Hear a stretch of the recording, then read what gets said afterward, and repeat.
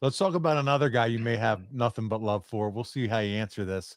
How much of Kurt Angle did you watch before going to the main roster? Well, Kurt doesn't know this.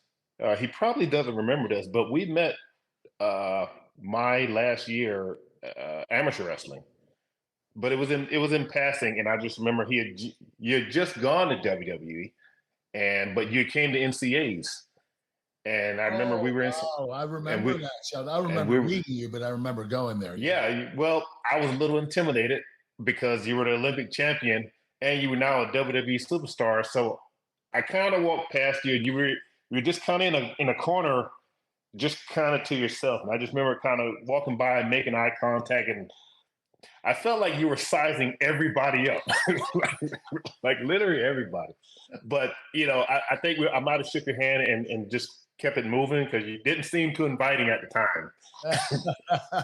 That's Kurt. But I went on I watched all of his pretty much everything he did. Those early days, like just because again, as an amateur wrestler, I wanted to see what he did. I wanted to see what I was compared with because for amateur wrestlers, Kurt was carrying a torch. I don't know if he's explained this to you, but like when me and Brock came in, guys were kind of intimidated with amateur wrestlers because one, they thought we couldn't adapt, in things like that, or they thought we were hurt couldn't turn on the entertainment aspect. So, but also they were just straight up scared of us from a purely physical standpoint. They were just scared of our abilities. So watching Kurt, like I said, he was carrying the torch for all of us, and part of me, I felt my responsibility was I gotta do good just like him because I'm representing a whole nother sport coming into this, so I don't want us to look bad. So I watched a lot of Kurt stuff.